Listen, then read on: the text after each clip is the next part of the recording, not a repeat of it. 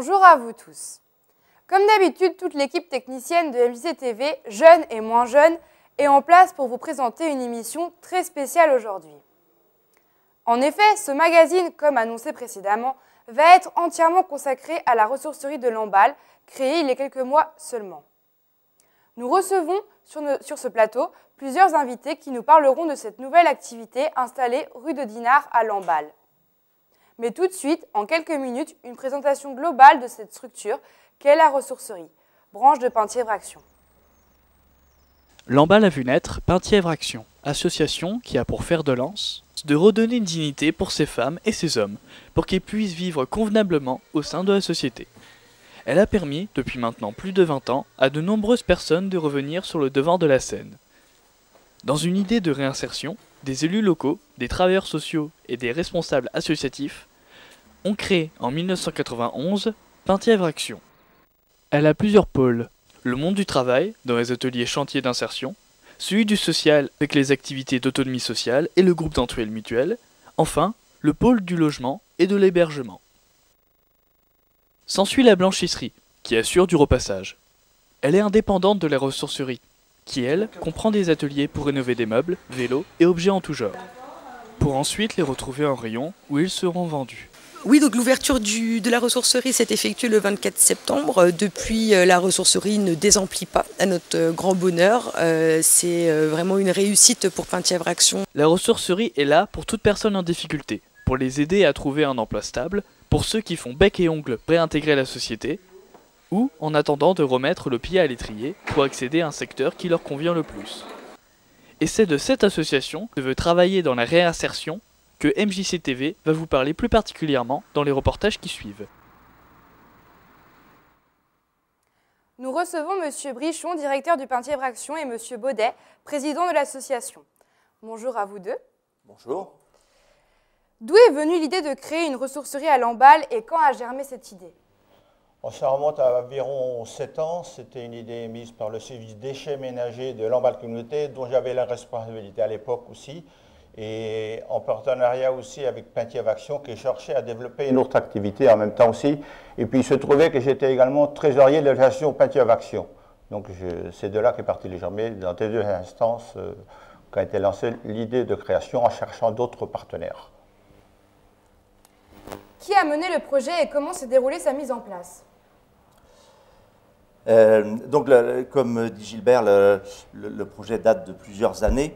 Le projet, en fait, a démarré par une étude de faisabilité qui a été portée par Lamballe Communauté, associée à 3 autres collectivités, Pays de Matignon, Côte de Penthièvre et Argonoï-Naudet.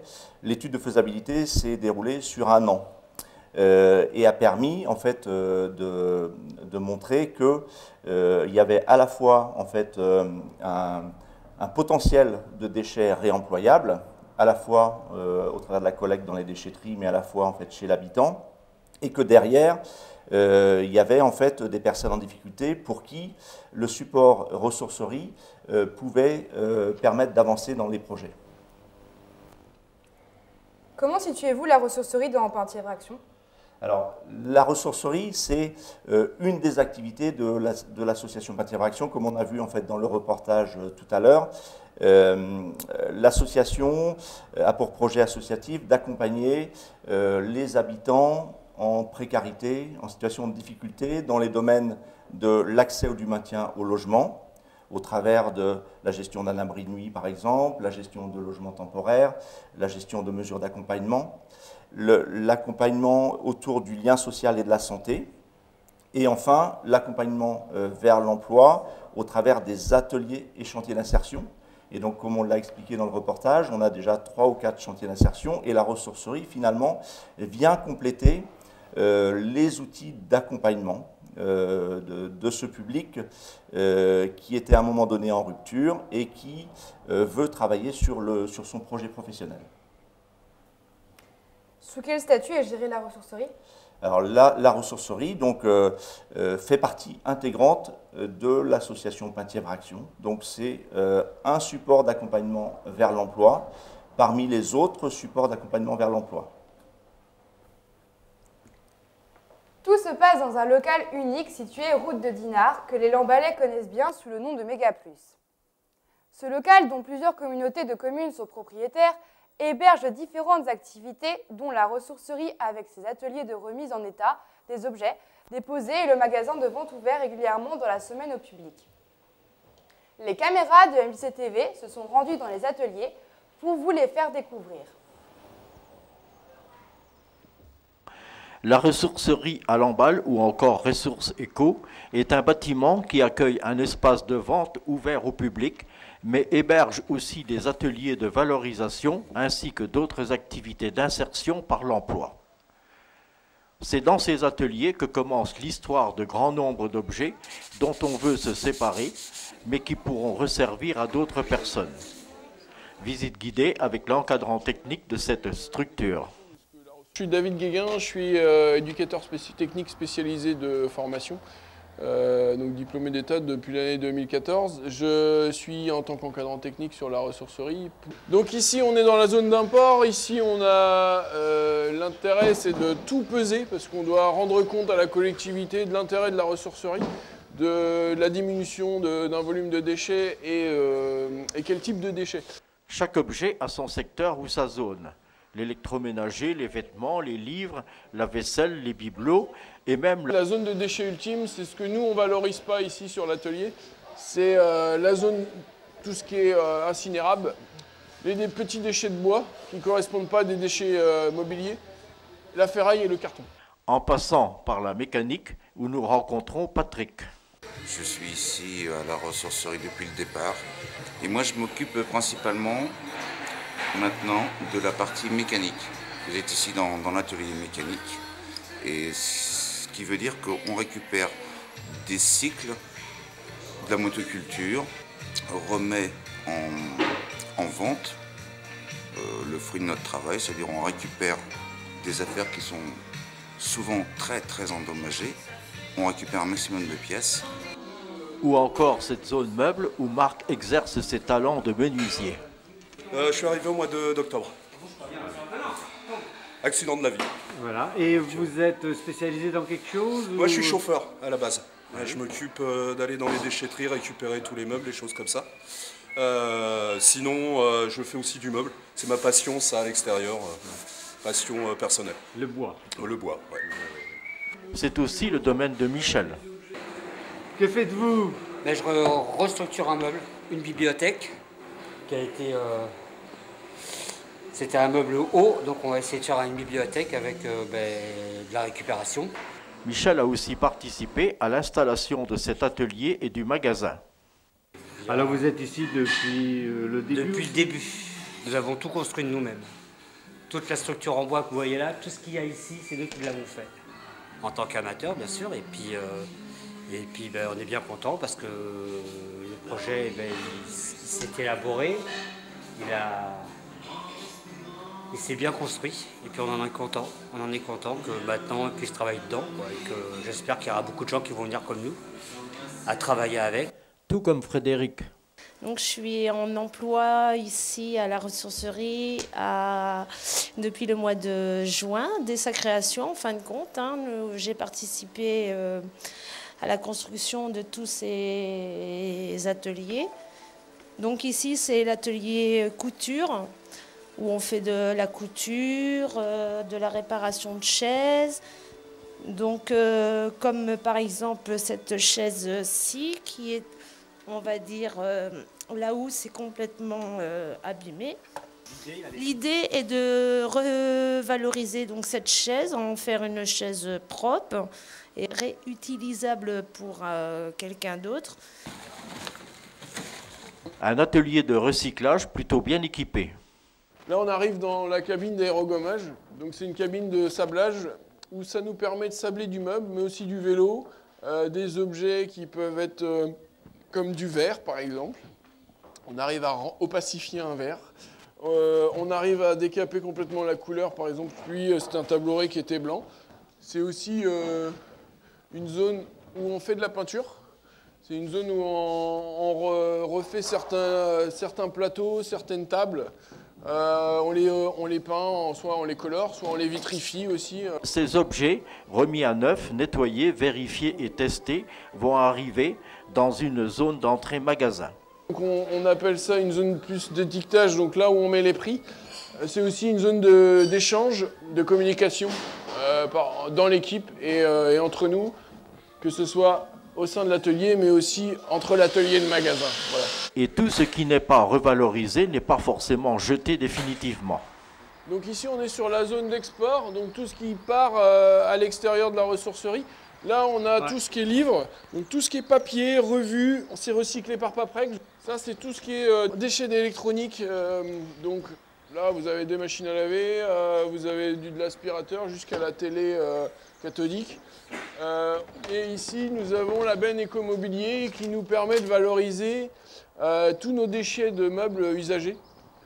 Et ça permet de broyer ce mobilier-là, en fait, pour en refaire du bois type aggloméré. Donc, si vous voulez, tout ça, on est dans un circuit de recyclage plus industriel. La ressourcerie est un recyclage un peu plus artisanal dans le sens où on est sur de l'objet unique, on va dire. Mais comment Patrick, Marc ou Michel sont-ils arrivés à la ressourcerie?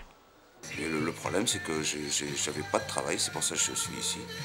Ça m'occupe, déjà d'une part, et puis et de garder le goût du boulot, et puis voilà, les mains dans le cambouis, quoi. Conseillère Pôle emploi qui m'a orienté sur la ressourcerie. Et j'ai eu une situation par Pôle emploi qui m'a fait découvrir le pays de l'insertion, d'un chantier d'insertion, et je suis parti dedans et ça revalorise beaucoup de choses, quoi. Donc on travaille beaucoup sur des échanges de savoir-faire. Tous ceux qui travaillent ici ont des compétences acquises au cours de leur parcours professionnel. J'essaye de mettre en avant un maximum de compétences qui pourraient transmettre aux autres, mais qui peuvent développer également. Entre collègues, on échange nos savoirs en fin de compte et c'est très intéressant, quoi. Diminuer le tonnage des déchets et objets jetés pouvant être réemployés, favoriser le réemploi et la revente d'objets qui méritent une deuxième vie et surtout faciliter l'accès à l'emploi de personnes allocataires de minima sociaux. Tels sont les objectifs que se sont fixés les dirigeants de Ressources Éco, acteurs et modèles de solidarité sur le territoire du Penthièvre. Une vraie fierté également pour les travailleurs.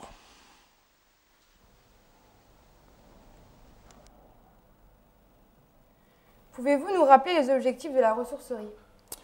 Alors, nous sommes adhérents du réseau national des ressourceries. Il existe en fait à peu près 130 ressourceries en France et donc on fonctionne sur 4 concepts. Bien évidemment, l'objectif derrière tout ça, derrière ces 4 concepts, c'est de la création de l'emploi ou de l'accompagnement vers l'emploi. Et on le voit bien au travers du reportage. Donc les 4 fonctions, c'est collecter, valoriser. Donc collecter, c'est à la fois dans les déchetteries, c'est à la fois en apport volontaire, c'est à la fois, alors pas pour l'instant, mais à terme, la collecte chez l'habitant. Donc valoriser, et on l'a bien vu dans le reportage, c'est réparer, c'est nettoyer, c'est transformer. Après, donc, la 3e fonction, c'est la vente, donc un magasin ouvert à tout public, où les objets sont mis en valeur. Et enfin, la 4e fonction, c'est la sensibilisation, qui permet d'accueillir par exemple des scolaires, des stagiaires, ou tout public d'ailleurs, ou des élus, pour montrer que finalement les déchets, ça peut être aussi de l'or en fait. C'est de l'or parce que ça permet de redonner une seconde vie en fait à des objets, d'éviter le gaspillage de ressources naturelles et derrière finalement de créer de l'emploi. Comment les citoyens ont réagi à l'annonce du projet? Ils ont été très favorables. On a constaté, les citoyens ont constaté que quand ils allaient dans les ressourceries, ils voyaient beaucoup d'objets qui étaient en très bon état, qui pouvaient resservir.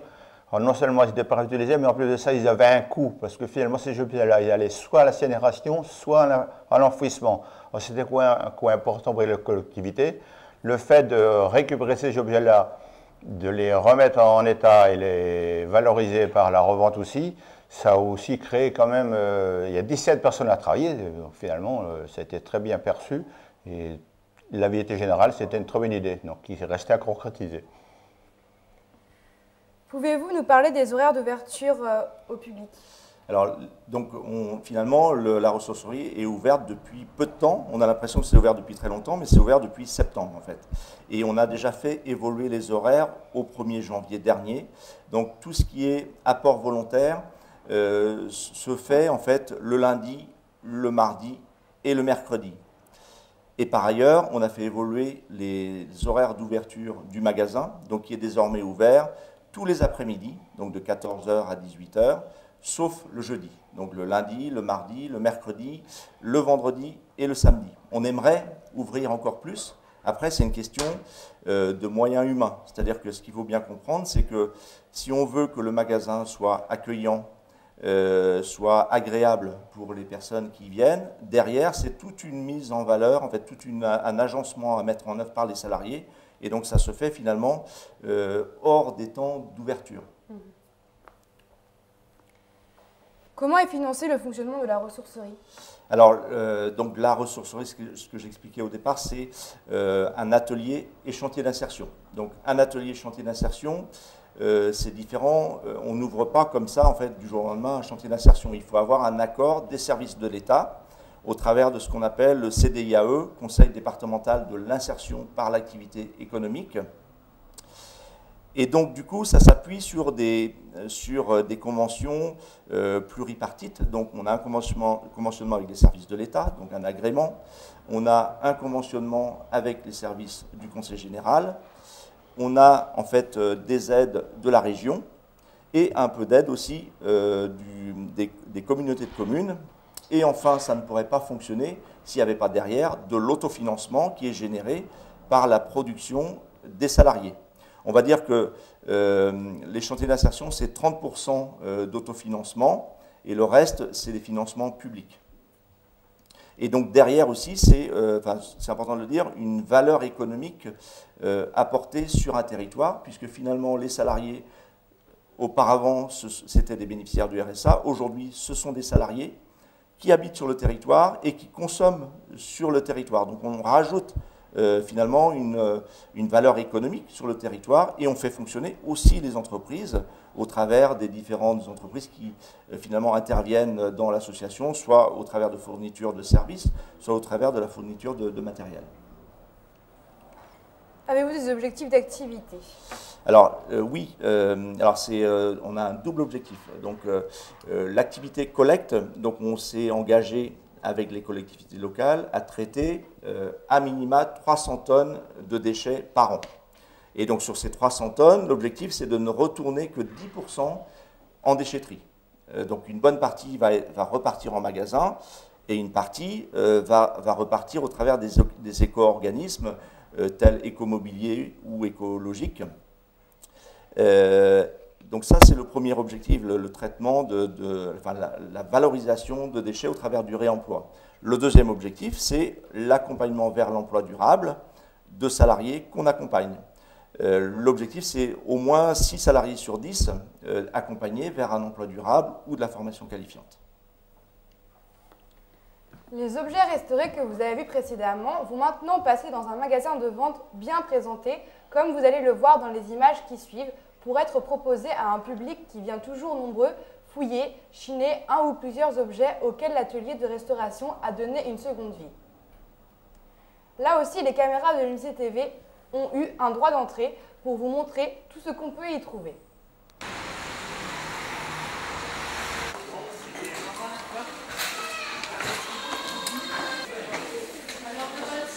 À la ressourcerie de Lamballe, le magasin constitue le dernier maillon dans le circuit des objets recyclés.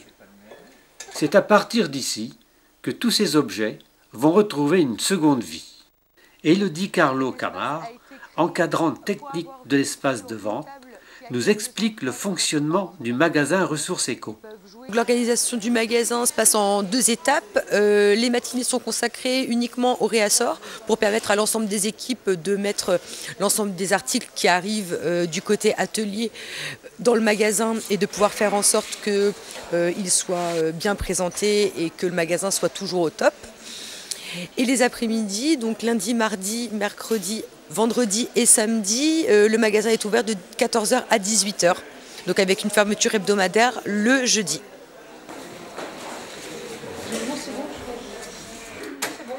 Nous avons tout type d'articles, de la tasse à café en passant par le DVD, le livre, le vêtement, le bibelot, l'évier en inox pour la rénovation d'une maison, tout type d'articles qui peuvent être réemployés par quelqu'un en bon état. Tous les articles qui rentrent ici ont été pesés, nettoyés, customisés ou réparés en atelier. Nous avons pris le parti d'avoir des tarifs très très bas afin que les articles puissent partir le plus vite possible, comment pour laisser la place aux peut-être 2 voire 3 autres qui sont déjà en attente de l'autre côté pour rentrer sur la surface de vente. La tarification chez Ressources Éco, chaque pôle a la sienne. Au niveau de la vaisselle, on est au prix du kilo. Au niveau du livre, on va être sur 50 centimes le volume. Sur cette partie-là, on n'est pas sur, ce n'est pas vendu au poids, c'est vendu à la gommette. Sur certaines, il y a des gommettes et donc les codes prix ne sont pas marqués. Il faut se reporter à une indication de couleur. Donc la gommette correspond à un prix et donc on est chargé d'informer les clients. On est également sur des tarifs non pas à la gommette ni au poids, mais sur des tarifs dits uniques, produits uniques pour nous. Ça veut dire que le meuble entre chez nous est pesé, comme vous l'a dit David Guéguin, en amont. Quand il passe en caisse, le poids est indiqué sur votre ticket de caisse, de savoir combien de kilos vous avez réemployé en faisant un achat à Ressources Éco. Voilà, pour sensibiliser toujours le client à l'écologie et au réemploi. Et quelles sont les attentes des clients? À la recherche de l'article insolite, en plus je peins les tableaux peinture à l'huile, donc je viens très souvent voir s'il y a des encadrements qui me conviennent, parce que d'abord ça donne des idées en plus, et puis l'esprit un petit peu d'ouverture pour fureter, pour regarder. On peut se meubler pas cher, on peut prendre de la vaisselle, pas cher non plus. Le choix, les prix bien sûr. C'est de découvrir des objets qui sont des fois un petit peu rares et puis dont on peut avoir besoin et qu'on ne trouve pas forcément dans d'autres magasins et surtout avec des prix très intéressants. Vous avez trouvé votre bonheur? Ah mais oui monsieur. Alors qu'est-ce que vous avez acheté madame? Alors je viens d'acheter un tablier pour peinture pour les petits et une trottinette pour l'abri de jardin pour les enfants. La bonne tenue du magasin ne passe pas inaperçue et les clients ne cachent pas leur satisfaction. Puis les compliments qu'on peut obtenir aussi des clients qui font bien plaisir. On nous dit « Oh c'est agréable, c'est bien rangé », ne serait-ce que dans la vaisselle, tout est par couleur, on s'y retrouve tout de suite. Il est bien achalandé, je trouve qu'en ce qui concerne les couleurs, elles sont très bien réparties. Super bien organisé et bien rangé. Et propre. Alors je le trouve qu'il est très très bien achalandé. Les articles sont très bien répertoriés par couleur. Les meubles sont d'un côté, tout ce qui est vaisselle ouvert d'un autre côté. C'est très facile à circuler dans les rayons et c'est très facile à observer tout ce qu'on peut voir et avoir envie d'acheter. Le magasin Ressources Éco aide également les personnes en réinsertion à la recherche d'un emploi. L'ensemble des salariés accueillis à Ressources Éco sont des personnes qui sont en réinsertion, qui viennent sur Ressources Éco atelier ou boutique pour avoir un support vers l'emploi. Ils viennent travailler chez nous en même temps que de travailler sur leur projet professionnel pour retrouver un emploi stable à la suite. Alors des projets, j'aimerais bien retrouver du travail dans le domaine de la vente, plus ou moins en grande surface. Leurs responsabilités sont diverses sur Ressources Éco. Ils sont responsables de leur pôle, ils passent tous en caisse, sont complètement autonomes sur l'attribution des prix pour les articles dits à la gommette. Alors on a des pôles, on tourne régulièrement, environ une fois par mois.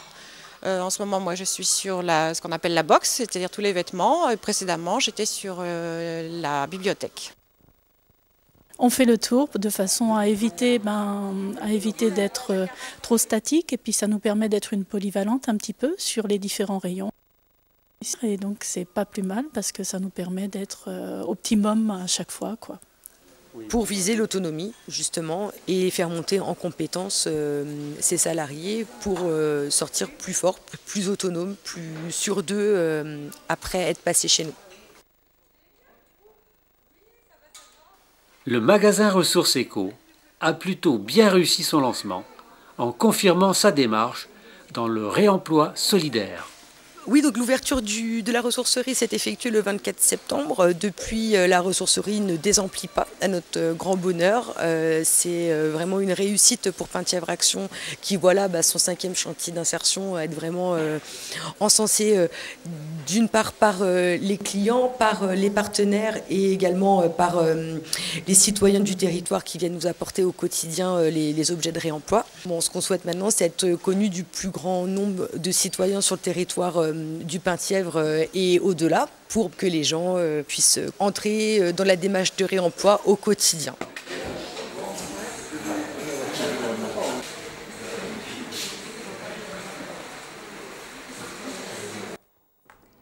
Quel est le type de clientèle magasin que vous avez et d'où vient-elle ? Alors la clientèle, c'est vraiment tout public. Ça peut être des étudiants, comme ça peut être des personnes âgées, ça peut être des gens qui sont, on va dire, sans grands moyens, avec des gens qui ont aussi beaucoup de moyens. Nous, ce à quoi on tient, c'est de la mixité, finalement, puisque derrière, c'est de la rencontre, c'est du lien social, donc c'est ça qui est important pour nous. Et les clients, donc une grosse majorité, on peut estimer qu'ils viennent en fait du territoire du Penthièvre, en fait de Lamballe et puis tout le bassin de vie autour de Lamballe, mais on s'aperçoit que il y a de plus en plus de personnes qui viennent de Saint-Brieuc, voire du centre-Bretagne. On a des clients qui viennent de Carhaix, par exemple. On a eu un article en fait dans le journal des Côtes d'Armor en fait en début d'année et on s'est aperçu que ça a attiré une clientèle vraiment beaucoup plus large que celle de Lamballe et de l'environ. Combien de personnes travaillent à la ressourcerie ? Alors aujourd'hui, la ressourcerie, c'est 17 salariés. Alors ce qu'on appelle en CDDI, contrat à durée déterminée d'insertion, et 2 encadrants techniques et une conseillère socio-professionnelle. Donc en tout, ça fait 20 personnes finalement qui travaillent concrètement sur la ressourcerie. L'objectif, c'était aussi d'avoir de la mixité. Et donc là, on a à peu près 50% hommes, 50% femmes, ce que ne permettaient pas les autres supports, comme par exemple l'atelier repassage, où c'est beaucoup de femmes, il y a un homme quand même, et l'atelier environnement, c'est essentiellement des hommes, l'atelier bâtiment, c'est essentiellement des hommes, donc ce support-là permet finalement de recruter des hommes, des femmes, et d'avoir une mixité, c'est ça qui est intéressant.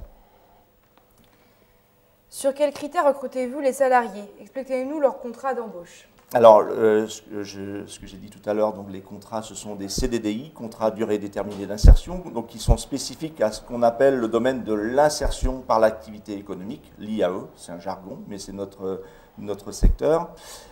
Pour être recruté, en fait, dans les ateliers chantiers d'insertion, il faut avoir un agrément du Pôle emploi. Donc, c'est les services du Pôle emploi et les travailleurs sociaux qui orientent finalement les personnes vers nos chantiers. Ce sont des personnes dites très éloignées de l'emploi parce que malheureusement, n'ayant pas travaillé, parfois depuis 2 ans, 3 ans, et ça pour diverses raisons, ce n'est pas forcément les compétences, mais ça peut être des ruptures familiales, des accidents de la vie qui ont fait qu'à un moment donné, les personnes, malgré leurs compétences, ont décroché et ont besoin d'un accompagnement renforcé pour pouvoir aller vers, déjà une remise en confiance, les salariés le disent là au travers du reportage, d'avoir une remise en confiance avant d'aller vers l'entreprise. Comment aidez-vous ces personnes à retrouver du travail? Alors, Déjà, et je trouve qu'on le voit bien en fait au travers du reportage aussi, on voit la fierté des salariés, et ça c'est super. Déjà, c'est mettre en valeur, alors ce sont des personnes qui ont des difficultés, mais aussi des compétences, et c'est d'abord mettre en valeur leurs compétences, leur montrer ou qu'elles s'aperçoivent elles-mêmes qu'elles ont réellement des compétences en fait, alors souvent elles ne savent plus en fait. Elles se disent je suis un bon à rien, ou je caricature, mais souvent c'est ça. Et donc c'est à la fois l'accompagnement sur les postes de travail, donc les encadrants techniques accompagnent au quotidien les salariés sur les différents postes, que ce soit la collecte, que ce soit le tri, le nettoyage, la transformation, la vente, l'accueil de la clientèle. Et derrière, les conseillers socioprofessionnels, enfin une conseillère socioprofessionnelle en l'occurrence, accompagne de manière individualisée chaque salarié dans son projet professionnel.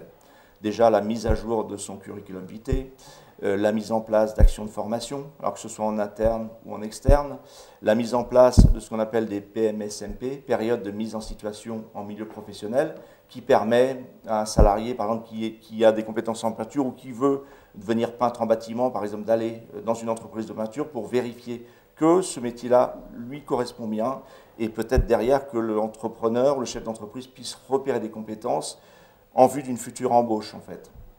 Donc on s'appuie vraiment sur ce double accompagnement, à la fois l'encadrement technique sur les ateliers et l'accompagnement socio-professionnel. Y a-t-il déjà des salariés à avoir trouvé du travail? Alors oui, et ça c'est vraiment une fierté pour nous, là aussi. Depuis le démarrage, donc 2 salariés ont intégré en fait des contrats à durée indéterminée. Un salarié dans une entreprise de menuiserie et un autre salarié en fait dans la vente. Par ailleurs, une salariée donc, a arrêté en fait, son contrat pour créer son entreprise, alors plus en tant qu'auto-entrepreneuse, mais créer son entreprise. Un autre salarié est en formation qualifiante pour s'orienter vers les services d'aide à domicile. Comme cela a été dit précédemment, les divers objets peuvent être apportés par des particuliers directement sur le site. Mais la déchetterie de Planguenoil recueille dans un local spécialement réservé un certain nombre d'objets destinés à la remise en état dans les ateliers que nous avons vus précédemment. MJC-TV était sur place pour vous montrer le cheminement d'un objet depuis cette déchetterie jusqu'à sa mise en vente. Mais que deviennent les objets vus dans les précédents reportages? Les personnes peuvent se séparer d'elles-mêmes de leurs objets encombrants en les apportant les jours d'ouverture. Je viens moi-même pour rechercher des petites choses parfois, puis quand j'ai des choses dont je ne me sers pas, eh ben je viens aussi les apporter. Nous retrouvons Solène Botterel dans la zone d'apport où les clients sont reçus. Donc là on accueille les gens qui viennent déposer. Donc on pèse tous les meubles et on les dispatche sur les différents ateliers avant de les mettre en vente, de les réparer, de les détourner. D'autre part, un contrat a été instauré entre la ressourcerie et la déchetterie de Planguenoil.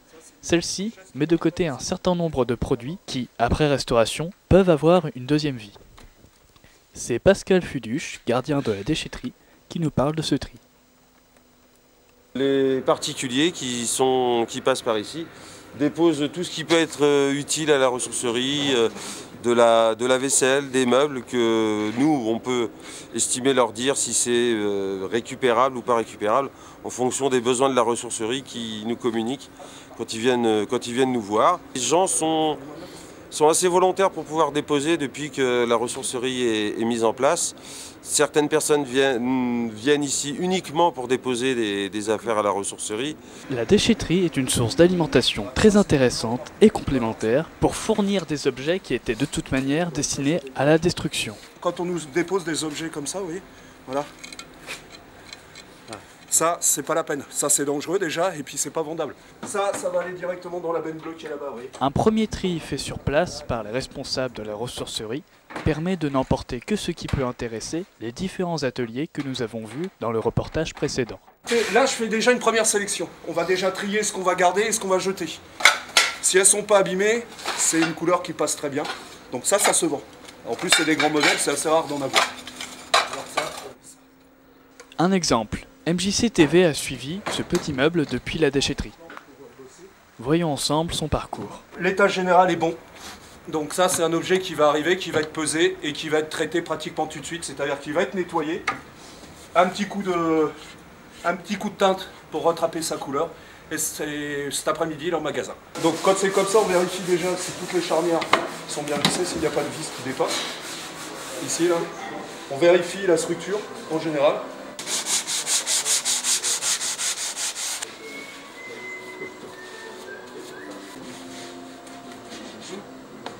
Notre meuble est prêt et prend la direction du magasin.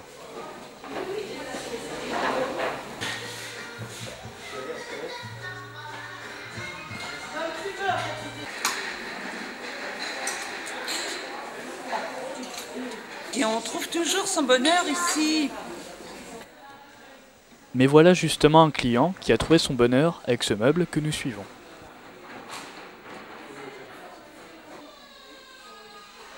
Ce meuble était initialement destiné à la destruction, mais grâce à la ressourcerie, il va retrouver une nouvelle vie.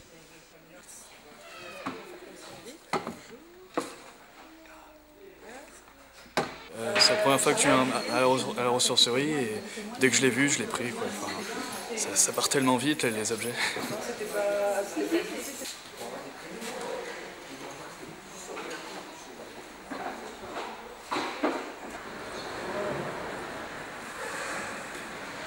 Et que peut faire Marc maintenant? Là, je vais aller prendre mon café, pourquoi?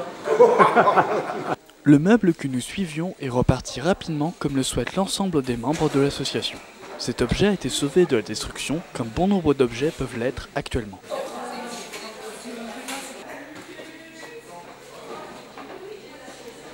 Le lancement de la ressourcerie de Lamballe est une réussite. Comment l'expliquez-vous? Il faut savoir que cette réaction était très attendue parce que ça fait l'objet de beaucoup de débats, notamment à Lamballe communauté aussi. Donc les gens avaient envie de voir ce que c'était aussi. Bon, il y a autre chose aussi, l'emplacement était stratégique aussi, parce que finalement si on avait été installé dans une zone artisanale ou autre chose, sans être vu, ce n'était pas le cas. Là, nous sommes en bordure d'une voie, c'est visible. Les gens qui passent, ils voient qu'il y a des voitures, ils disent tiens, ils ont envie d'arrêter, puis ils voient qu'il y a du monde aussi. Et on doit dire que la presse, avec tous ces communiqués, nous a bien aidés aussi. Donc, finalement, on est très satisfait de ce début, qui était incertain. Comment vous vous situez par rapport à Emmaüs? Alors, avec Emmaüs, on a les mêmes objectifs d'accompagnement de personnes ou de publics en situation de précarité. Alors, effectivement, on intervient un peu dans les mêmes domaines, mais on se situe plutôt, enfin, notre vision est plutôt de se situer en complémentarité ou en partenariat. On les a rencontrés déjà à 2 ou 3 reprises. Et en fait, la réalité, c'est de dire, de toute façon, des objets à réemployer, il y en a encore beaucoup. C'est-à-dire qu'il y a encore des tas de choses qui passent à la benne et qui pourraient finalement avoir une seconde vie. Et il nous faut aussi des outils de proximité pour accompagner les personnes qui malheureusement se retrouvent sans emploi et qui ont besoin, entre guillemets, de remettre le pied à l'étrier au travers de nos outils en fait. Donc moi je le vois plutôt, oui, effectivement en termes de complémentarité, et si on peut développer des partenariats avec Emmaüs, ce sera très bien. Comment voyez-vous l'avenir de la ressourcerie et quels sont vos souhaits et projets? Alors déjà, je veux redire que c'est voir les salariés en fait, qui sont fiers en fait de leur outil de travail, c'est vraiment déjà une super réussite en fait. C'est vraiment, c'est très satisfaisant. Enfin, j'arrive pas à l'exprimer, mais après, il nous reste encore plein de choses à développer. On n'a que quelques mois d'existence. Il faut qu'on développe, par exemple, la collecte à domicile. Il faut qu'on développe la collecte sur les déchetteries. Pour l'instant, on ne collecte que dans 2 déchetteries du territoire. Et l'objectif, c'est d'aller dans 6 déchetteries. Mais derrière, c'est toute une organisation, le besoin de main-d'œuvre, de chauffeurs, de compétences. Donc, ça va se faire progressivement. Après, il reste à développer aussi tout le domaine de la sensibilisation. On a commencé à recevoir des artistes, par exemple, qui exposent, des artistes qui travaillent à partir d'objets réemployés en fait et qui exposent déjà dans la ressourcerie. L'idée, c'est de développer aussi du bénévolat. On a besoin de savoir-faire, J'imagine un ancien artisan ébéniste, par exemple, qui vient montrer des tours de main au sein de la ressourcerie, quelqu'un qui a travaillé dans l'électroménager, qui va nous permettre en fait, de faire des apprentissages sur la réparation de machines à laver, par exemple, ce qu'on ne fait pas aujourd'hui, puisqu'on n'a pas les compétences. Derrière, il y a encore plein de choses à développer en fait en termes de récupération, réemploi.